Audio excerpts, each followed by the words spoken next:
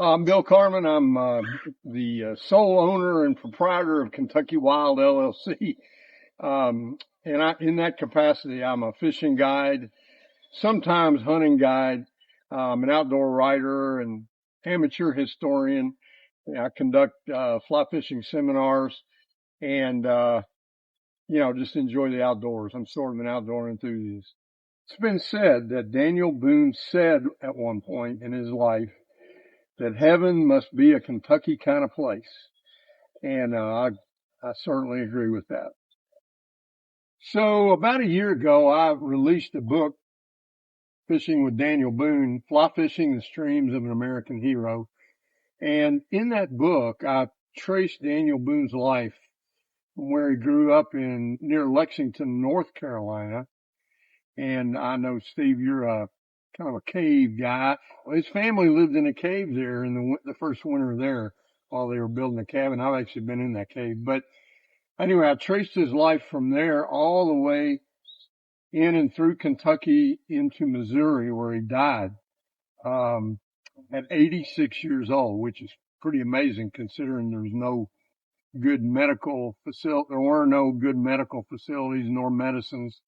And there were all kinds of people and critters trying to kill you. So he was a pretty amazing guy. Um, there was a 30-year span, where Daniel Boone spent most of his time in Kentucky, exploring from his first long hunt. So for about a 30-year period, Daniel Boone spent a lot of time exploring and living in Kentucky from his first long hunt, where he and some fellow travelers came through the Russell Fork Canyon, which is now called the Breaks, into Kentucky until he lived on Brushy Fork in Nicholas County, which was his last Kentucky home. So there was about a 30-year span there where he explored and lived in Kentucky. He and some of his fellow pioneers established Boonesboro, which didn't last, but that was our first settlement in Kentucky. It wasn't a permanent settlement. And then he ended up moving around quite a bit to different places in Kentucky and then eventually moved to Missouri. So he had a very long and colorful life.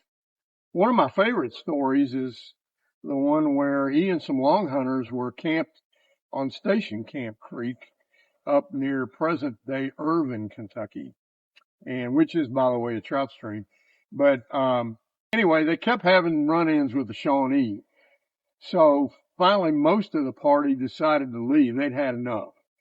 And they went back to North Carolina. Well, Boone and his brother-in-law, John Stewart, decided to stay in Kentucky and trap throughout the rest of the winter. And so during that period, Boone and John Stewart got separated. And Boone could not find Stewart. He looked and looked and looked, and he just assumed Stewart had either perished through an accident or Indians had killed him. He just didn't know what had happened. 5 years later, Boone and some other guys were blazing what we now know as Boone Trace or the Wilderness Road up through Rockcastle County toward Boonesboro, and they were crossing the Rockcastle River on a ford, and there was a big hollow sycamore tree right there on the banks of the river. And Boone peered down into the hollow in that tree and found a human skeleton. So he pulled that skeleton out and examined it, and it was his brother-in-law, John Stewart. So it's one of the great frontier mysteries how John Stewart got from present-day Irvine all the way down to present-day Livingston, Kentucky, which is like 40, 50 miles. And why he was found in a hollow tree. Nobody knows for sure. Again, one of the great frontier mysteries.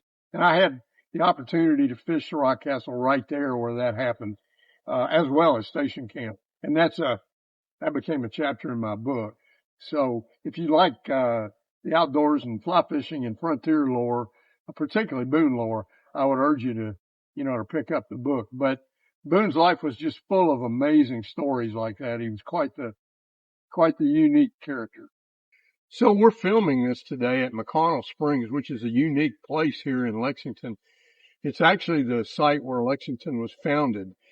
In 1774, a fellow named McConnell and some other guys came into this area to survey, to do some land speculation in the headwaters of the Elkhorn Creek.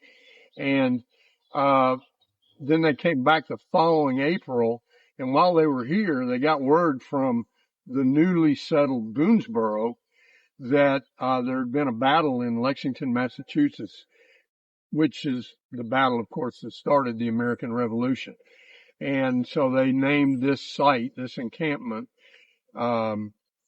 Lexington. It was, of course, we now call this area McConnell Springs. But it's an interesting site. It's a real karst topography. There's several springs that bubble up here and then bubble back down. But we're in the headwaters of the Elkhorn River.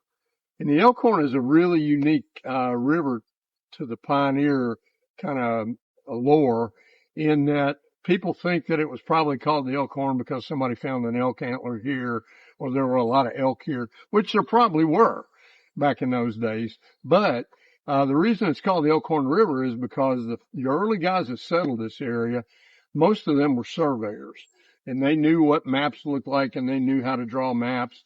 And if you draw a map, or if you look at a map of the Elkhorn River, it looks like the head of an elk with antlers sticking out. And so that's why they called it the Elkhorn River. Head, and then the two antlers coming out.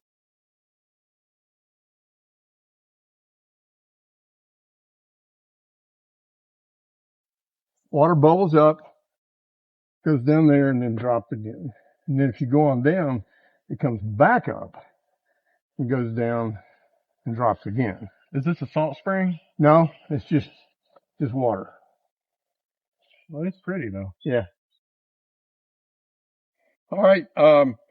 If you're interested in fishing with Daniel Boone, Fly Fishing the Streams of an American Hero, you can get the book on my website, www.KentuckyWildOutdoors.com.